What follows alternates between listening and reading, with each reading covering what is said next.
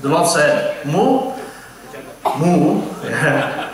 Today I have created you. Hari ini aku sudah menciptakan kamu. Your job is to go to the field, ke ladang, with the farmer all day long. You will provide the energy to pull things, membajak tanah dan lain sebagainya. Kerja keras di bawah matahari yang terik. You will also provide milk for the people to drink. You have to work all day under the sun. In return, sebagai hasil usahamu, jeripayamu, kamu akan makan rumput. You eat grass. For that, I will give you a lifespan of 50 years, 50 tahun. So the cow objected. Sapi, Tuhan itu baik. Sapi itu mau tawar-menawar. Say, what? I have to work all day under the sun, and I only get to eat grass. On top of that, I have to give my milk away. You should give me milk, you know. Well, this is tough. I tell you what, I will take the 50 years you want to give me, I'll just only take 20. You can keep the rest of the 30 years. Tuhan itu baik, Tuhan setuju. So the next day, God created the dog, anjing, gitu yang gonggong. He said, doggy, I have created you for a purpose. Your purpose is to sit at the door all day at your master's house. And then, should anyone come, you are to bark at them, gonggongin mereka. And for that, you will eat the master's leftover. Remah-remah yang jatuh dari meja. I give you a lifespan of 20 years. The dog objected, as usual. What?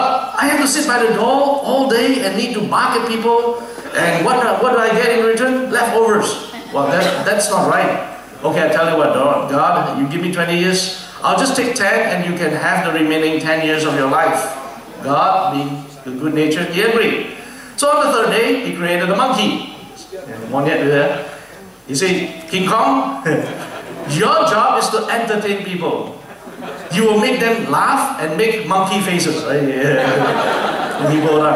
You will do somersault, you will swing from tree to tree to amuse people. In return, you get to eat bananas and peanuts. For that, I give you 20 years to live. Naturally, the monkey objected. He said, this is ridiculous. I have to make monkey faces to make people laugh. And then, not to even mention about trees and somersaults, and you give me 20 years. I tell you what, God, I'll take the 10 years, and you can keep the rest of the 10 years. What do you think? God agreed. And on the fourth day, God created the human beings. God said to the man, you are the best piece of my work, a fine creation. For that, your job is to eat and sleep, sleep and eat, wake up, play, eat, sleep again, and do nothing else. That's a wonderful life. Enjoy life. You get to eat all the best things in your life and play with the best toys. All you need to do is enjoy your life. For this kind of a life, I give you 20 years. Just like the rest of the creation, the man objected. He said, what? All I need to do is relax and enjoy myself and only have 20 years to live? I tell you what, God, you have 30 years from the cow, 10 years from the dog, and 10 years from the monkey. And you don't know what to do with the rest of the lives, right? I tell you what, I'll take the 50 years and I get to live to 70 years. And as usual, God agreed. And that is why we eat and sleep, wake up, play, eat and sleep for the first 20 years of our life when we are growing up. No work, right? And then work like a cow for the next 30 years to raise our family. Kerja keras ya, hidupin keluarga. And then sit outside the door and bark at people for the next 10 years when we retire. Sudah pensiun, nggak apa-apa gitu ya.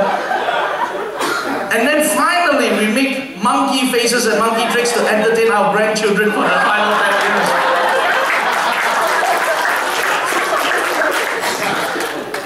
Sounds familiar, right?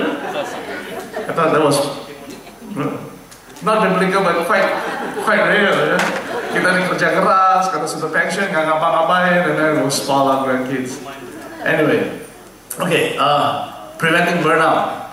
Burnout itu mencegah kejenuhan. I felt like some of you come with a burden heart, saudara sudah jenuh, it's hard to move forward, and so on and so forth. Okay, let me just give you some spiritual encouragement. Ini jam berapa harus berhenti ya? I'll just be mindful. Well, if I may spill over and then just get to do one session. Okay, keep the fire burning. Everybody say, keep the fire burning. Keep the fire burning. So you have to burn on with Jesus, not to burn out. Yeah. Okay. Romans chapter 12 verse 11. Ya, Roma 12 ayat 11. It says, "Don't burn out. Don't burn out." Yeah. Keep yourselves filled and aflame. Not the way you keep yourself aflame is to keep fuel. Be alert, servants of the Master. That's the Message Bible. And then never lacking in zeal, but keep your spiritual fervor, serving the Lord. The NIV says. Okay, let me.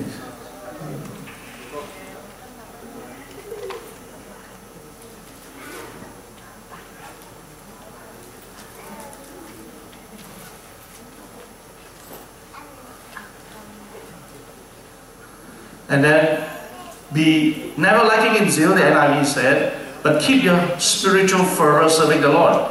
And verse 12, cheerfully expectant, don't quit in hard times, pray all the harder. Everybody say amen?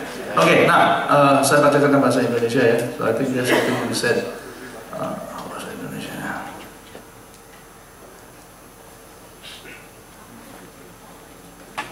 Okay. Janganlah hendaknya kerajinanmu kendor. Kerajinanmu itu kegiatan saudara nggak boleh malas, ada kendor. Don't let it just slacken. Biarlah rohmu menyala-nyala. Jadi not enough, nggak cukup kalau saudara hanya melayani, tetapi harus menyala-nyala. Ya, layanilah Tuhan. Kalau saudara sudah tidak melayani Tuhan, saya mengajak supaya saudara kembali, jangan berhenti. And then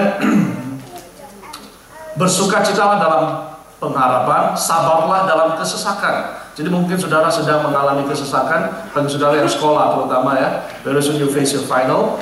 And when I was a student, because I was on a scholarship, I get a scholarship twice. First time from the Malaysian government, both times from the Malaysian government. First time, oh by the way, I come from Malaysia. Saya ini orang Malaysia, bukan orang Indonesia. And the reason why I joined IFJF is not because of a wife atau mau cari istri gitu ya. Long before I met my wife, I was already in IFJF. The only reason why I'm in IFJF itu hanya tempatkan saya. I know some of you, I asked a Malaysian brother, JK or whatever, yeah, GT, is it? JK, okay, JK, sorry. Almost every time when I ask a non-Indonesian, I said, what led you to IFJF? Almost 99.9% of the time, or my wife or my husband is an Indonesian. Not in my case, Tuhan temankan saya. So, harus layani, sabarlah dalam kesesakan dan bertekunlah dalam doa. So this is the spiritual encouragement that God give to us. Now, you have to know that God is the one who starts the fire. Tuhan yang memulai api. Karena we cannot start our own fire. Api rohani. But Leviticus chapter 6 verse 12 to 13 is that it is your responsibility to keep the fire burning. It is not your pastor's responsibility. It is not your husband's responsibility, bagi para istri dia, or for husbands, it is not your wife's responsibility. It's not your leader's responsibility to keep the fire burning. You have to keep the fire burning. And the fire upon the altar shall be burning in it. It shall not be put out. And the priest shall burn wood on it every morning. Setiap hari harus tambahkan kayu. Ya. And lay the burnt offering in order upon it. And he shall burn thereon the fat of the peace offerings. The fire shall ever be burning upon the altar. It shall never go out. So it is our responsibility to keep it going. So if the fire is almost about to be hampir padam gitu ya, saudara harus kembali lagi. Okay, now I want to begin my story today about Elijah the prophet. Elijah. I always get confused. Elisa sama Elijah. Elijah. Okay, 1 Kings chapter 19. Satu Raja-Raja pasal ke-19. 1 Kings 19.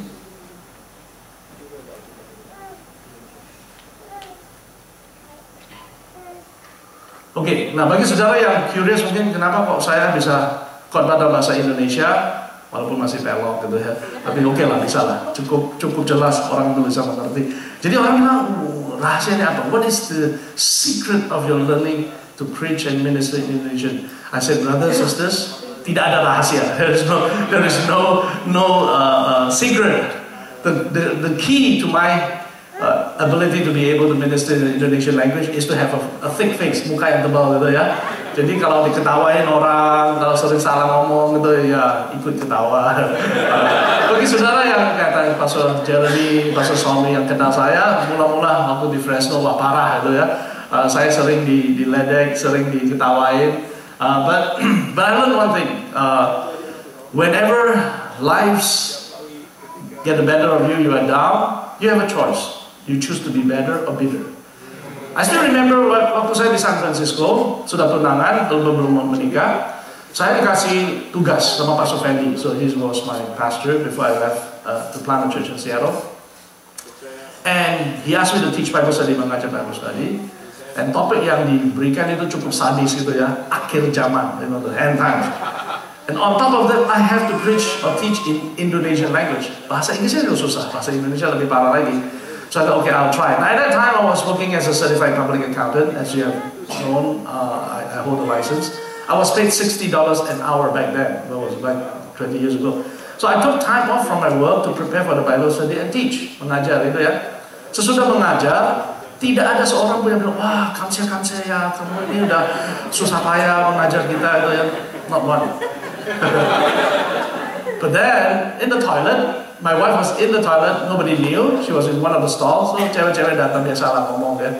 And somebody said, and my wife overheard, my fiance back then, overheard and says, somebody said, wah, bahasa Inggris itu mana bisa dipakai. So she relayed that back to me. So I was very angry. Saya bilang, kurang ajar ini. Orang yang tidak tahu berterima kasih. Ngapain saya ada di gereja ini dan lain sebagainya. So my wife, being a godly woman, she said, don't be angry. Just if you want to complain to the Lord. So that's what I did. I said, Tuhan ini gimana dong? Orang ini kurang ajar benar gitu ya. Sembarangan ngomong, tidak mau terima kasih dan lain sebagainya. Oh, by the way, for those of you who do not understand Indonesian language, what was said to me is that my language is so bad that it cannot be used. So I asked, and then you know what the Lord says? The Lord says memang benar bahasa lu nggak bisa dipakai. Jadi mau gimana? Nah, sama Tuhan itu nggak bisa berdebat ya. I mean, when you tell God, that's why sometimes we are reluctant to relating to God because Tuhan itu nggak basa-basi. God, when He speaks to you, He speaks very direct. I mean, you don't need interpretation. You don't need a dream or a prophet to come and explain to you. You know exactly what it means. The Lord says, memang benar bahasa lu nggak bisa dipakai saat itu. So what are you going to do? You have a choice. You can choose to be bitter or you can choose to be better. And Allah show me, kalau saudara keliling ke dunia itu lihat banyak monumen, banyak tugu-tugu gitu ya, pernah nggak lihat disinilah pengkritik yang paling hebat di dunia itu? Nggak ada kan? Nobody honors people who are good in criticizing others, right? But it is those who can overcome criticism. So I have decided and said, okay, people can laugh, people can do whatever, I'll still continue. Because latar belakang saya bahasa Melayu ya, bahasa Melayu itu beda dengan bahasa Indonesia ya. The words sometimes looks the same but it's different. Like for instance, when I was in Fresno, it was a very hot place, and then I go to San Francisco. San Francisco is cold all the time, even in the summer. So when I go there, I feel very cold, right? I said, oh sejuk. And you know what the people said? Sejuk apaan? Ini dingin. I said, really? Di bahasa Melayu, dingin itu sejuk, sejuk itu dingin. Nah, itu sangat membingungkan kan? For you don't know, okay, anyway. Nah, itu hari ini Gloria ada di sini. Gloria punya papa itu Pastor Indra, jadi roommate saya. Jadi orang-orang, wah orang Malaysia kok bisa pinter makan sambal gitu ya, itulah Pastor Indra. Saya tahu Pastor Indra kata lalu pedas gitu ya, saya belajar lebih hebat dari dia. Nah, dulu waktu saya di sana itu Pastor Indra itu berfungsi sebagai salah satu penatua, and he is like the secretary of the church, very busy and all that. Tapi dia sering pacaran sama ibu Mita itu ya, jadi sering nggak ada di rumah. So I was always in my apartment studying because I want to maintain the GPA.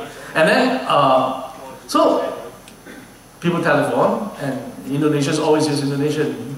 So every time when they call, I know itu Indra. Dia bilang Indra ada. So I try to answer back, right? Because they speak in Indonesia, so it's only polite to try to reply in the same language. I said, Indra tak ada.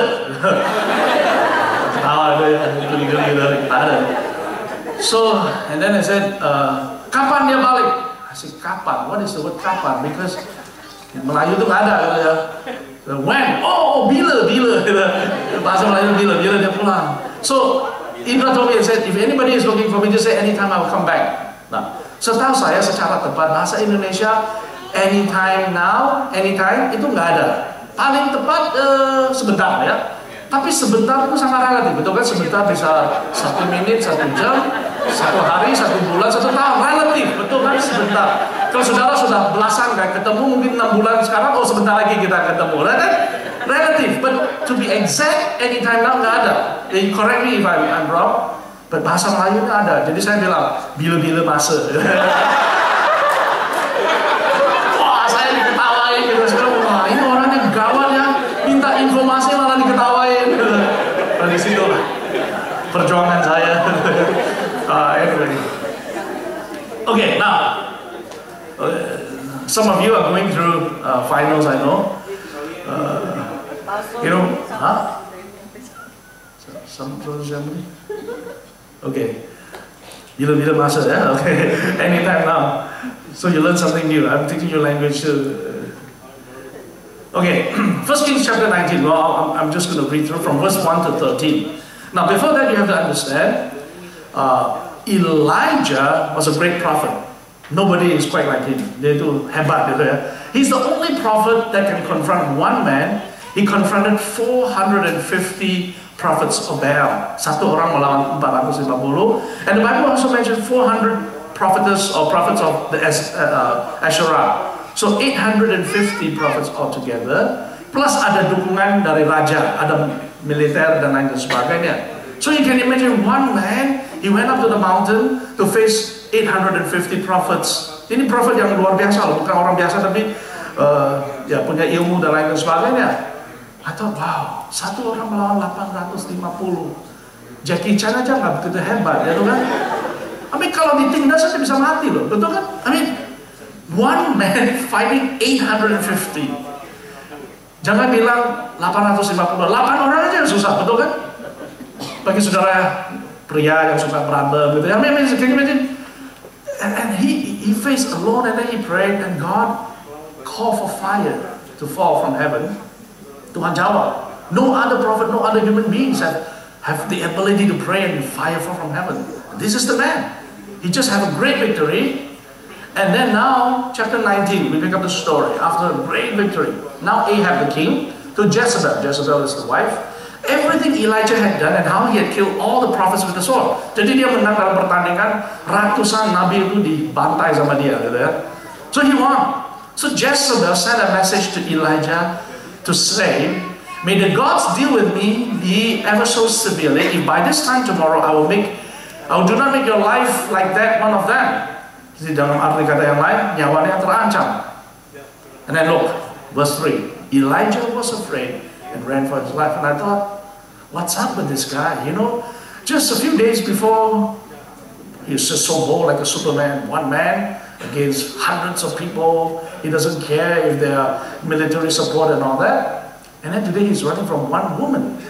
Satu perempuan yang takut gitu ya, melarikan diri. So, well, that's the story of his life. He was afraid, he ran for his life. And then he came to Beersheba. So he ran out into the wilderness in Judah. He left his servant there. And while he himself went a day's journey into the desert. Because desert is the safest place. Probably every time when you run in the desert. It's hard to find him because there are a lot of caves and all that. He came to a broom tree and sat down under it and prayed that he might die. I have had enough, Lord. And he said, take my life, I am no better than my ancestors. Question. Elia itu betul-betul mau mati atau tidak? Probably not, right? Kalau betul-betul dia mau mati, dia mau lari lah. He just stay at home and Jezebel will take care of the problem, right? The fact that he wants to run away tells me that he doesn't really want to die. But yet he prayed and said he wanted to die. Ironis gitu ya. And sometimes that's how, when we are in a lot of stress, when we are in depression, when we are in a valley, sometimes the things that we do, it's not very logical, right? This is not logical at all. He wanted to die, but then he wants to run away. Mau hidup ya susah, mau mati ya nggak berani. Nah, you know, kan? Elijah was a prophet. He knew. Kenapa dia doa supaya Tuhan mencabut nyawanya? Kalau mau mati ya bunuh diri aja kan? Kenapa harus minta Tuhan cabutlah nyawaku gitu? Because he knows if he take his own life, he go to hell, right? Jadi hidupnya susah, mati ya susah gitu ya. Nggak mau masuk ke neraka, hidupnya juga susah. So he's in a great dilemma. Now, somebody told me this. When you are in a valley, saudara berada dalam lembah, do not make any hasty decision. Because when you're in a valley, you cannot see very well. Oftentimes we have a tendency to make decisions and rush into it. And based on our decision, we will go from the frying pan into the fire. So wait till the fog is lifted, and then when you are clear, then only make the decision. So here was Elijah running away for his life. He prayed, and sometimes I think Tuhan itu baik ya. Tuhan itu nggak jawab doa dia. And some of the time that I believe God doesn't hear our prayer, right? And this is the one good instance. If God answers that, you want to die? It's easy. Let me give you a lightning. Almost there. But no, God just kind of ignored. He sat down, he said, it is enough, take my life, I'm no better than my ancestors. Now the question is that, who told him that he has to be better than his ancestors? Nobody, right? So he's doing a faulty comparison. And then he lay down under the tree and fell asleep. All at once, the angel touched him and said, get up and eat. Wah, luar biasa, dia minta mau mati, Tuhan kasih makan. Luar biasa, get up and eat. He looked around and there by his head was a cake of bread baked on hot cakes. Bukan roti yang dingin, yang keras itu ya. Anget. Reminds me of Roti Boy. Remember you go back to Jakarta itu ya? Wow. By the way, Roti Boy came from Malaysia. You know, actually, it's a lot cheaper in Malaysia. Benar. Ini sekarang Roti Boy itu berapa ya? 5.000 ya satu biji. Right? I mean, in Malaysia, I can get it for 50 cents. Malaysian ringgit. 50 cents is only like maybe 10 cents US. But anyway, enough of Roti Boy. Come here now. Hot coals, and then a jar of water. He ate and drank, and then lay down again. Then the angel of the Lord came back a second time and touched him and says, get up and eat. Wow. The journey is too much for you. So he got up and eat and drink. The strength by that food, he traveled for 40 days and 40 nights until he reached Horeb, the mountain of God. I know what kind of food. I wanted to know what kind of food it is. Makan sekali 40 hari nggak usah makan. Banyak restoran nggak tutup, especially Texas, semua barbecue itu nggak laku. Maybe angel food. That's where it came from, right? In America we have angel cake or angel whatever, right? Now here is the irony. You know, he was a prophet who was really depressed, suicidal. He said, Tuhan, tolong dong, cabut nyawaku, gua mau mati. And God came to him. Now if I am God, I would come to him and give him a slap first, right? Tampar dia gitu ya. Lu ngapain di sini? Lu malu-maluin, right? You are ashamed. I mean, you are a national prophet. Imagine if CNN would show up right now, you know, filming you and you are praying. You say, oh Tuhan, tolong cabut nyawaku. It's like, wow. Namaku ini jadi apa? Right? I mean, God says, my name is just so at stake. One moment you call fire to fall from heaven, I give you a big victory, and now you are asking to die. Why? Karena satu perempuan yang ngancam nyawanya. It's like, come on, you know, get a hold of yourself. But God did not give him a lecture. God even didn't hear anything he had said. God says, okay, come and eat. Now, isn't that wonderful? Can you imagine, you know, like my boys, every time they do something wrong, they know.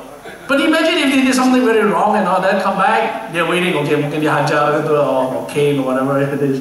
I still apply discipline, I believe in, you know. If I was spared a rod, you will spoil the child, so I give them the rod. So imagine I said, okay, if they messed up so badly, and then they're supposed to be suspended from school, I come back, I said, okay, this is your favorite food. And after they eat, here is the favorite toy. They'll be wondering and says, what's the catch, Dad? Like, I have messed up here, I'm supposed to be punished, and here you are giving me this good stuff. And that's what God did. Came to him, didn't lecture him, didn't scold him, you know, just give him bread and water to drink. And then he slept, he was so exhausted, God gave him the second time. So he came. So that is the nature of our God, that he's good God, he doesn't give us what we deserve. Amen, saudara? Yeah. Okay, now anyway. Verse 9, he came into a cave, spent the night there, and the word of the Lord came to him and said, what are you doing here? Now today we're going to emphasize that question. The question is going to ask to each one of us, what are you doing here? Apa kerjamu di sini? Bahasa Indonesia gitu ya.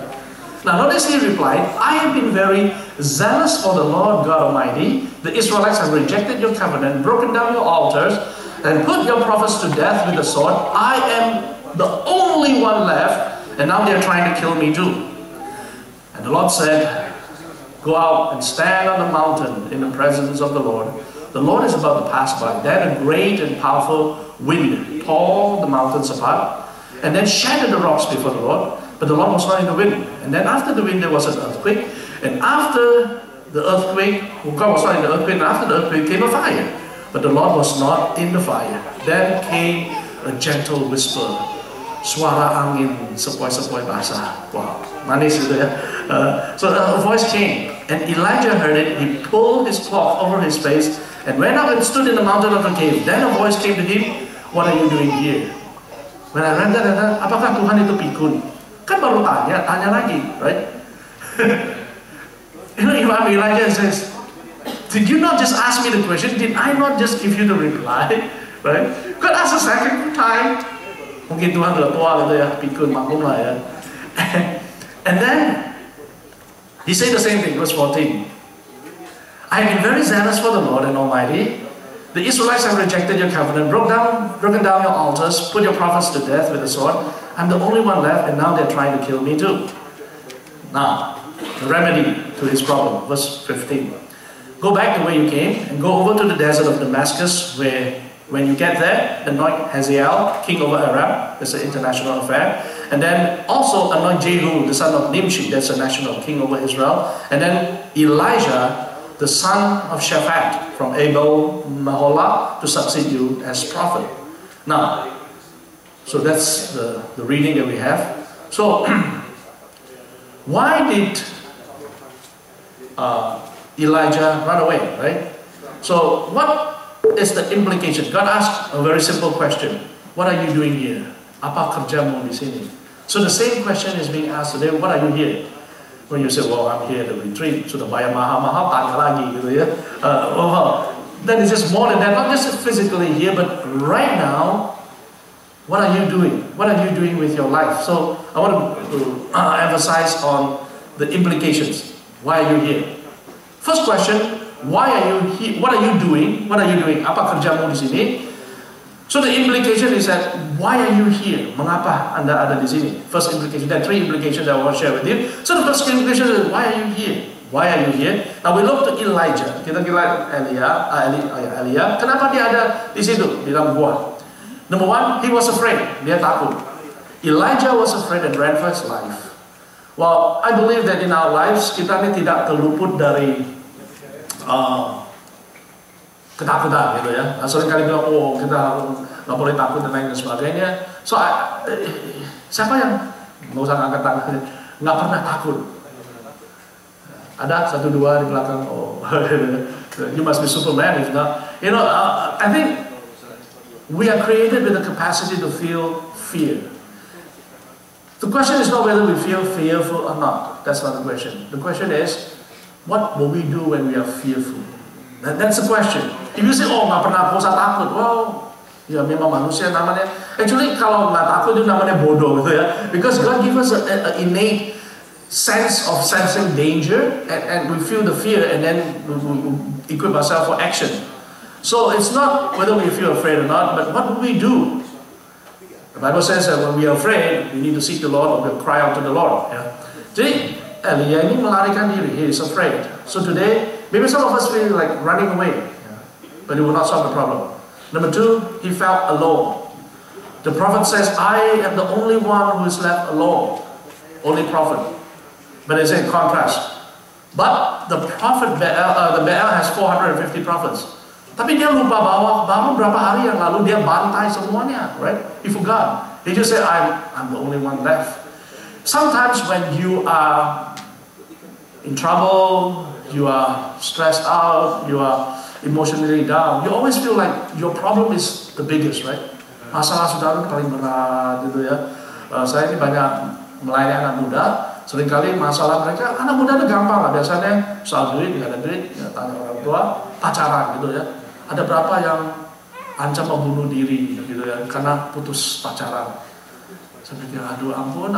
I said, susah apa sih? Gitu, kalau putus ya cari lagi lah ya. Untuk yang belum kawin ya, sudah kawin ya. Okay, that's a thing. I mean, it's like soal, dating and all that. I mean, pastor kan nggak tahu, kejam sekali saya sakit loh. Gitu ya, okay. Well, siapa yang sudah pacaran? That's the risk. But okay, if you really want to die, maybe you spend a few days in the hospital, right? In the oncology department. You see people fighting life and death, and they're struggling to live. And here we are with people that felt like they are just so burdened and so alone. Nobody understands. I remember one time after the accident. Remember the accident? A group of San Francisco people went halfway ditabrak, and then one of them died. Susana, remember? And then ada roommate-nya, and then the roommate survived surprisingly. Otaknya udah geger gitu ya. So she was in front, geger otak. And then, whatever. And every day, I was there, then looking, to pray for her, comfort her. And every day when I came in, she always said, "Aduh, kasihan gua dong, sakit sekali." And every day. And I said, untung lu masih hidup, roommate kamu itu udah mati loh. I mean, in that accident, she died immediately. I mean, you are still alive, and you're complaining sakit sekali dan lain sebagainya. You should be very thankful and say, God, thank you for sparing my life, right? So sometimes we feel like we are just so alone, and Now, thirdly, he felt abandoned. He said, I have been very zealous for the Lord Almighty God. The Israelites have rejected the covenant, broken down your altars, and put your prophets to death with the sword. I am the only one left. Now they are trying to kill me. In other words, they feel like, Tuhan, lu gak peduli. Engkau gak peduli. You don't care. I mean, I was faithful to serve you, and now they're trying to kill me. You don't even do anything. Felt abandoned, right? And sometimes these are the symptoms of people who are burnt out, yang udah jenuh, merasa begini. Takut masa depan. Banyak yang belum menikah, itu takut nggak dapat jodoh dan lain sebagainya. I say, don't worry, the time comes, you will pasti akan Tuhan kasih. And they felt alone, sendirian, nggak yang ngerti dan lain sebagainya. They felt abandoned, that people don't care. I've got a lot of complaints. I say, pastor itu nggak peduli. I said, well, kenapa kau bilang begini? Kok sakit nggak pernah dikunjungi? I think, okay, wait a minute. I have about 400 people under my care. 400, kalau ada yang sakit, saya ini maaf, bukan dukun, right? I'm not a dukun, itu magician or something. Jadi, kalau Anda sakit, you don't expect me to know, right? The Bible says if you're sick, it is your responsibility to pick up the phone and call your elders, right? Well, that's the biblical thing. If you don't call, don't expect your elders to come to pray for you or to visit you, because it is your responsibility to call. So if you don't, well, hello, we are not called and sit down, kita lagi pengangguran, there's nothing to do, and then just waiting for you to call us. No, we have. So if you have a problem, it is your responsibility to contact, not the pastors to go and find out one by one siapa yang punya masalah dan lain sebagainya. So felt abandoned. Okay. Now he was hiding in the cave, right? Dia ngumpet itu di gua. So it's not wrong to go into caves. And some of you are like hiking and all that. Once in a while, go hiking in caves and all that. So it's not wrong going into caves atau bermalam atau camping di dalam gua. No. But the problem with Elijah is that he is running into the cave for a wrong reason. He was running away from his problems by hiding in the cave. So maybe some of us have run away from our problems, trying to run away, only to find that our problems go with us. They believe the lie that a change in scenery will make the difference. It doesn't matter. I remember there are few instances di Indonesia. Orang tua udah kapok karena mereka udah terlibat dengan obat-obatan, dikirim ke Seattle. And then the parents says, titip ya, so enak gitu ya, masalah besar itu titip ke saya. So we had to watch over. And this guy in particular, he came, sudah 2 kali OD, dia overdose. Dan dia cerita, sama nggak takut, dia cerita bilang, gue sudah mati loh, rohku itu melayang-layang lihat tubuh gue itu ya di ruangan. He said, I literally died, I saw myself, and somehow God allowed him to survive. So came to Seattle, we have to look after him and all that, and then doing well for a time, and then he got into a problem. And one day in a retreat like this, we have a big revival moving, the powerful move of the Holy Spirit. I said, where is that guy? So we were trying to find him, and he was in his room shooting drugs. And I thought, oh. So I thought, what is up with this guy? So I said, what happened to you? So they said, well, one day I was walking Broadway. You know, in every city there is Broadway, the street called Broadway, and usually it's always bad. You know? So he was walking one day, and then he locked eye with somebody and got hooked up. I said, orang Indonesia? Enggak, orang Barat. Bandar, gitu ya. Like, how in the world did you get to know this? Nggak tahu, I was jalan-jalan, gitu ya. My eye just locked, and then I'm into it. And I said, oh, okay. You bisa lari sampai ke kutub utara pun. The problem that you have will still continue to haunt you. Doesn't mean that you run away from Indonesia or wherever you go, you're free from your problem. Because if you don't repent, you don't change, no matter where you go, the problem will still find you out. Because the problem is not outside, the problem is within us. A lot of times you don't know. Makanya orang yang suka pindah-pindah ke gereja ya, they always find the same problem, and they blame the problem, they blame the church and all. And I said, look, if you're trying to find the perfect church, mau cari gereja yang paling sempurna, I have news for you, you will never find one. And even if you find one, gereja itu langsung jadi cacat karena Anda join gereja itu, ya kan? So you will never find the perfect church. So forget about they run away.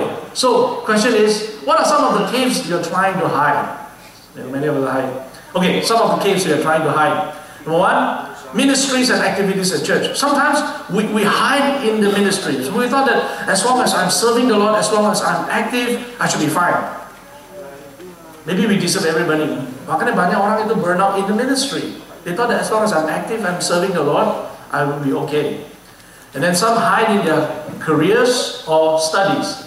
Like career profesi, ada waktu harus kerja overtime, and then especially students, they study and study and study. And you know, I believe in studying, and I'm actually not so smart. I'm more hardworking than I'm smart.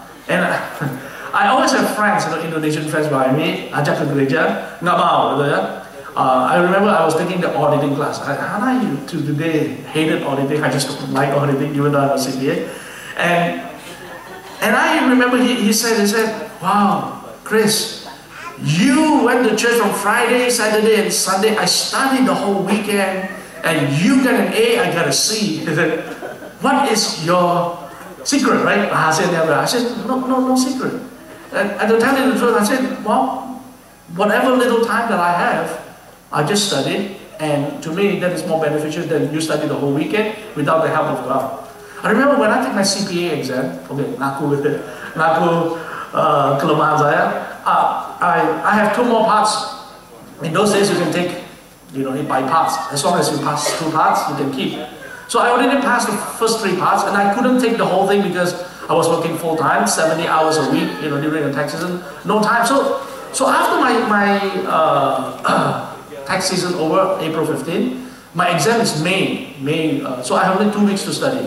2 weeks to study, and auditing and law. Auditing is my most hated subject. And the textbook I have to study is like a telephone directory. Bagi saudara yang masih ada gitu ya. Do they still have telephone directory? I mean, it's so thick, and I thought, even if I have time to go through all this, I would not be able to memorize, and you know, probably. And then on top of that, I still work full time. And then within 2 weekends that I have, one of the weeks at a retreat, and I was invited to be a speaker. I thought, wow, I only have 2 weekends. And if I use 1 weekend, that means I only have 1 weekend to study. And I asked the Lord, and the Lord says, trust me, if you honor me, I'll honor you. I said, okay, I'll go. So I studied law because I love law. So auditing, I only have maybe 1 day to study, a textbook of telephone directory. So you know what I do? I said, I was desperate. I said, Lord, I honor you. It's not that I'm lazy. I tried the best I could, and I have to take for an exam. And this is a tough exam. This is a national exam that will determine my future. So I said, Lord, do me a favor. Help me to study. So I flipped the pages. Lord, show me which one is needed, which one is not. So I didn't study any of the audit program. Audit, kalau keluar satu pun, usually it's 20% of the, wow, anggus saya. I mean, I had no time to memorize, and I don't like memorizing those. I just flip through and all that. And I sat for the exam, and lo and behold, I sat the exam, and everything I didn't study did not come out, and everything I studied came out, and I passed with 75%. You know, I said 75 is good enough because that's the passing point, and I passed my CPA. I say all this to tell you that sometimes, you know, we spend so much time on our own. studying and doing things like that. 1 minute of inspiration can do more than days of your hard work. So don't just hide behind your studies, don't hide behind your career progresses. Saya bilang, kalau saudara, you can graduate from the top university. Some of you are from UT, some of you don't make it to UT, it doesn't matter. Some of you in Houston make it to Rice, right? Bukan nasi ya, but Rice University. I am of the opinion that your education ultimately does not determine your future. You don't believe me? I have in my church MIT graduate, PhD from MIT. Now you can get better than that, right? Kayak seperti di Indonesia, S3 dan ITB, right? And then now he got transferred to Portland. But back in those days when the recession hit, he has a classmate lulusan MIT with a PhD, came to Seattle to look for a job because he was out of a job. I said, you are kidding me, right? MIT, PhD, and no job? Yeah. Some people just, don't have much of a degree, just graduate from a simple university and yet get a job. So ultimately, your career, your future is not determined by your hard work. Berkat Tuhan yang menjadikan kaya, susah payah tidak menambah ini, right? I mean, it's not the hard work that make you come ahead in life, but it's the blessings of the Lord. Okay, some of you are hiding behind relationships. Oh, nggak ada ya? Saya ini ada loh, ini. Okay, relationships. Ini lebih menarik lah. That's why I mean, jangan lihat muka saya. Okay, this is more important because I want people to see, right? Hiding behind relationships. Relationship ke pacaran atau pasangan suami istri sudah punya anak, tahu-tahu tadinya di belakang, di depan, semalam punya anak di belakang, lama-kelamaan hilang gitu. They don't show up. So for many years I said, what is happening in your life? And you say, oh pastor nggak tahu, pastor kan nggak punya anak repot gitu ya, repot menyusahkan. Atau sebelum punya anak, you ask me to pray for you so that you can have children.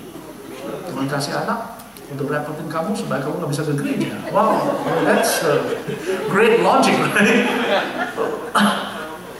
Sometimes, kerja juga sama. Nggak ada kerjaan, nangis-nangis tuh, pasuk doakan supaya aku dapat kerjaan. Sudah dapat kerjaan, nggak datang lagi ke gereja. Kenapa? Oh, harus kerja overtime.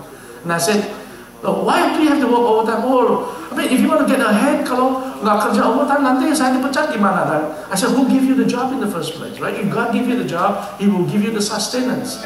Tuhan itu akan, promotion comes from the Lord. So, don't hide in relationship, whether it's friends or family and all that. Oh, especially some of you, anak muda itu ya. I know some of you come from a non-Christian background, and when you go back to Indonesia, or especially when your parents come to visit you, that's a very critical time. Sometimes in my church, some of them for 2 months they don't show up in the church. I said, why? Oh, my parents are visiting. Oh, that is the most fatal mistake you will make. If your parents don't agree, you go to church and you don't go to church when they are around, or when you go back to Indonesia for 3 months, right? Summer vacation, you don't go to church, or every Sunday, yamcha, puncha, and all that, you never go to church. And when you graduate and you move back to Indonesia, they own you. They say, well, last time when you were in America, you have your fun, and now you need to be serious, stop going to church. Because by not going to church, you're telling them and says, your church is optional. If your parents showed up, you don't have to go to church. Last time, waktu liburan juga nggak ke gereja, kenapa sekarang harus ke gereja? Then you have essentially tell them and said, your faith, it's a hobby. It's optional. You don't have to go to church. And that's why it's very important. Don't give excuses and say, oh, family ngajak ini dan lain sebagainya. Now, not to say that you have to rebel against them, but you have to make a stand. I remember I have an associate pastor back then. Her parents came, unbelieving mother, and she told her mother and said, I am serving the Lord. This is my calling. And at times I cannot be with you at home here, even though you are all by yourself. That's my commitment, right? So we need to make a stand and don't hide behind relationships and families. Okay, and then hobbies and toys. Hobbies, ya banyak hobby gitu ya. People have more time playing, surfing the internet and all that. We don't want to get into that. And then hiding in yourself, indulgence. Kadang-kadang ada orang yang merasa when they are hurt, like a cat, hiding in a corner and licking your wounds. And you don't want to forgive, you don't want to let go because it feels good. That people would pity you and all that. Yeah, no one understands me. Well, now, question. If you're going to run, If you're going to run at all, run to Jesus. Don't run away from the problems that you have, because the problem will not go away. Yeah? Okay, why are you here? Firstly. Secondly, what are you doing here? Pertanyaan kedua, what do you expect? What do you expect by being here? Tuhan tanya. You hide in a cave, what do you expect? So wherever you are doing right now, what do you expect to get out of it? Now, we'll examine what Elijah is doing. What do you expect by being here? Kenapa Tuhan itu tanya 2 kali? Okay, let me give you a clue. Setiap kali kalau Tuhan tanyakan sesuatu, Tuhan tidak mencari informasi. God is not looking for information. Kalau Tuhan tanya berkali-kali gitu ya, Tuhan itu nggak pikun. Bisa, oh lupa ya, namanya siapa? Lupa, namanya siapa? No. God is not looking for information. He's looking for a confession. Right? Remember when Adam fell into sin? The first question says, Adam, where are you? Apakah Tuhan mau main ciluk-bak sama Adam? Ciluk-bak, gitu ya. Dia lagi ngumpet kan, main ciluk-bak kan? Nah, Tuhan juga tanya, where are you? As a matter of fact, when Jesus asks questions, oftentimes the way he asks indicates that he already knew the answer. Keselin orang gitu ya, udah tahu maksud tanya. Just like a mother or a dad caught the son, red hot in action, right? Why do you do this? Well, you already know, but why do you still ask, Mom? Why do you still ask, Dad? Now, so God came to him and asked him, well, God wants to confess. So God says, where are you, Adam? God expects him to confess, right? But he started to blame the woman, I was afraid. And God said, why were you afraid? Did you eat the fruit? And then he says, yes, Lord, please forgive me. He said, the woman that you have created caused me to eat. So in other words, he says, Lord, it is your fault. I was doing just fine by myself with the elephants and the tigers, by my companion. Why do you have to create this woman to cause me to fall into sin? Right? Again, God asked Eve, did you cause her to do it? He said, the snake, right? Ular itu yang bikin. So, ular itu udah gak bisa salahin sama siapa, kena dikutuk sama Tuhan, gitu. Kasihan. Now, so God asked Elijah, Tuhan tanya Elia, what are you doing here? Now notice his confession reveals his heart, because he said exactly the same thing. Notice how he began.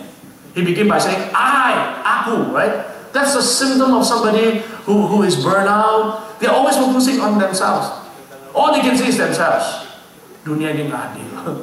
Well, I said, well, get a life and get used to it. That in this life, things are not going to be fair, right? The Bible says when Jesus was denied justice, he just kept his mouth shut. He didn't say anything.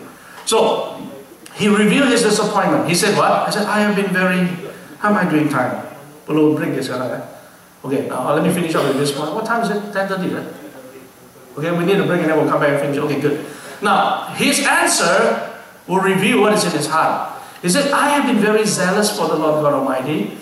That the Israelites have rejected your covenant, broken down your altars, put your prophets to death. I'm the only one left, and now they're trying to kill me. In other words, Elijah was very, very disappointed. Dia sangat kecewa. You know why? Because he thought, in chapter 17 and chapter 18, he thought, kalau Tuhan menjawab doanya, kalau Tuhan melakukan mujizat yang dahsyat, pasti bangsanya bertobat. And God did exactly that. He commanded fire to fall from heaven. Wow, I mean, if you read chapter 18, wow, it will make a good movie, sci-fi movie. They'll come in and he pour water onto the sacrifice, and the Bible says the fire licked all the water out. You never put water when you want to burn something, but he did. Make things difficult for God. He had a great encounter, great difficult. And the Bible says he asked the Israelites to come to him and come back to the Lord, and they did. But the problem is that the revival did not last too long. So that tells me that miracle in of itself will not sustain revival. If you're just looking for miracle after miracle, it will be short-lived, because man shall live by bread. Man shall not live by bread alone, but by every word, right? So you must have the word of God to sustain you. So it's not just only the experience. So he had an experience, but then he felt like, wow, I give my life to serve God. I have done my part, but you have not done your part. And now they are trying to kill me. You don't even care. You don't even intervene. So that was his answer. What did he expect? Now, God, okay, why was he disappointed?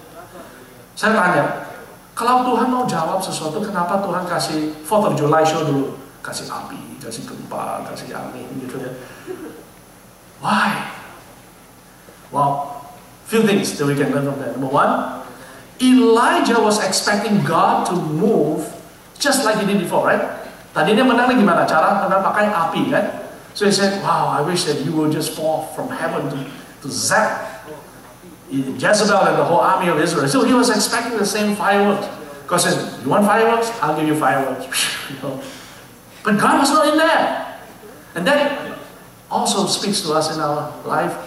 If you want to meet up with God, kalau kita mau mencari wajahnya Tuhan, menemukan Tuhan, don't look to the external. Oh, Benny Hinn is town, Benny Hall, whatever, whoever, you know, and then you go from one KKR to another, one retreat after another, hoping to find God. Well, guess what? Well, God can only confirm what He has already spoken in your heart. Now, why earthquake, wind, and fire, right? Because those are the three elements that God has used in the past to symbolize the movement of the Holy Spirit, right? In the day of Pentecost, there was fire. Earthquake. On the day of Pentecost, there were a lot of movement and shaking. God was not there. And the book of Hebrews says in the last days, God will shake everything that had been shaken. So earthquake, God has used in the past. And then wind, right? Wind. On the day of Pentecost, the movement of the wind. So these are all symbols that God has used in the past.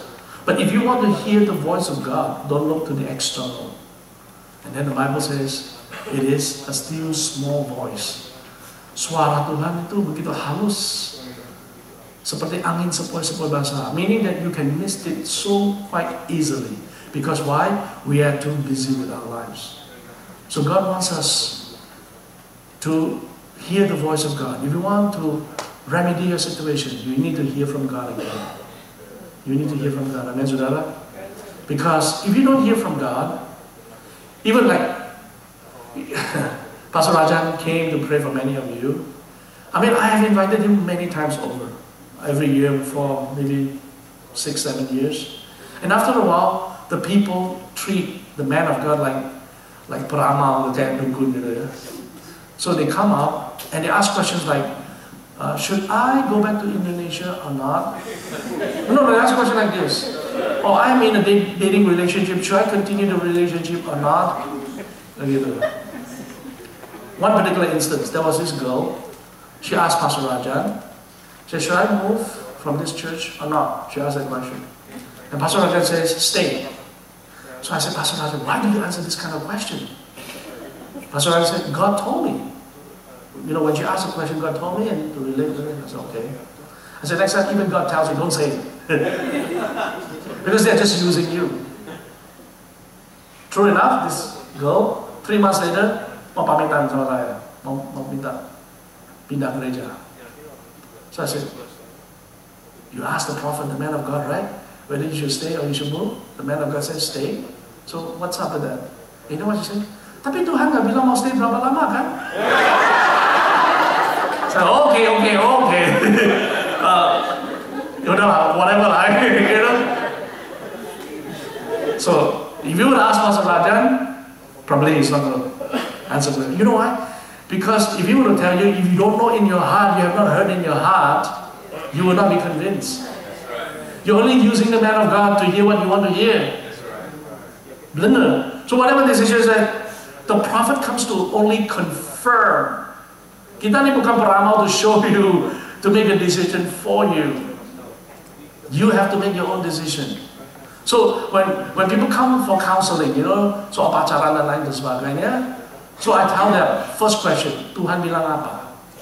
You know why? Because jadi atau enggak, whatever decision, you have to make the decision. I don't want you, next time you get married, oh gara-gara si pastor, saya yang suruh, saya kawin, saya ini dapat salib gitu ya. Istri bukan salib, berkata Tuhan.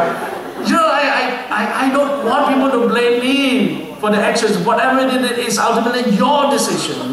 Whoever you want to marry or whether you want to marry or is really not my business, ultimately is yours. But I try the best to facilitate. But you have to hear from God. Very important. Because if you don't hear from God, whatever people speak to you, there is no, right? No, you know, like there is no confirmation, and then you will still continue to look That's why Elijah was looking for something spectacular, something big. Maybe he's used to big things. Kalau Tuhan harus berbicara, harus gede gitu ya. Big fire, big earthquake, big wind, and all that. God says, you want it? Okay, I'll show it to you. But my voice is not in that. My voice comes from a still small voice.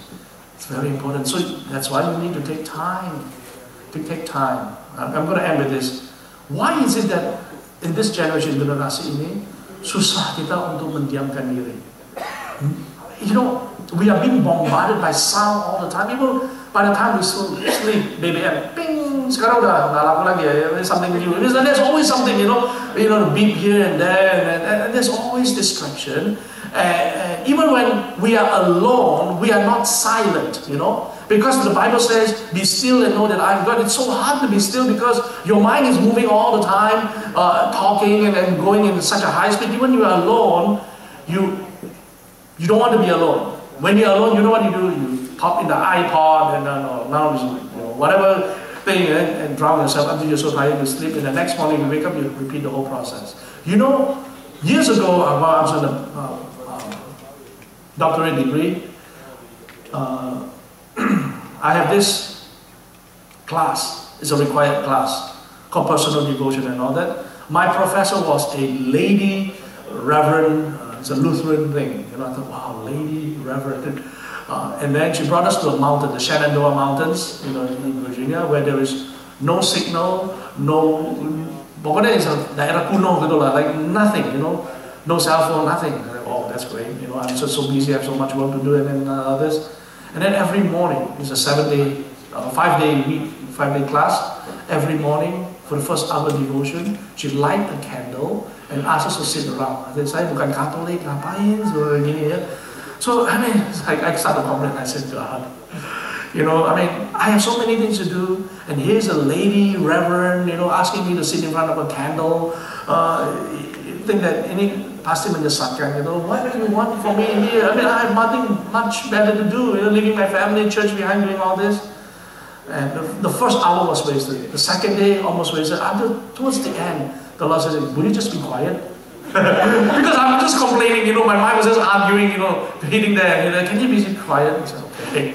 And then I began to hear from the Lord, and I said, I'm so exhausted. The reason why I don't want to be quiet is because I don't want to face the cry of my heart. Seringkali kita ada jeritan. Whether you're in pain, whether you're crying out, you don't want to hear that voice. So that's why you're trying to drown that voice with music, with friends. Just keep yourself going on and on and on. And then, very soon, you're bleeding inside. That's why the symptoms that you get angry easily, you are short-tempered. All these are symptoms that there is something inside your soul that is crying out to you and said, stop. And you need to just stop what you're doing, and you need to be still before God and allow God to minister healing to us. Amen? And that's why Elijah was running away. And throughout this journey, he didn't even really pray except to ask God to relieve the pain. Right? He wanted a painkiller. He said, God, take my life out, the easy way out. The Lord said, no. You need to hear my voice again. So, part of the remedy is not to run away, but to go to Jesus and to be still. Let's pray. Father, I want to thank you for this first session. And I thank you, Lord, for teaching us that we don't want to be burned out, but we want to burn on. And that, Lord, when we leave this retreat, we'll leave a new person. Lord, when we take a break, we ask that you bless this time, and when we come back, we want to finish up the session. Bless this time, we pray. In Jesus' name. Amen. Okay. How many minutes break? 15? Okay, we're going to have a 10 minutes break, and then we have 5 minutes before, we're going to have a short countdown, 5 minutes. And before you take a break, please, we still, for the committee, we still have the shirt here together. We still have 28 shirts left. So I encourage all of you to grab this one. If you already bought it, you can buy it for your friends. Okay, thank you very much. Iyalah ya. Apa nak? Masih di jauh doang ya.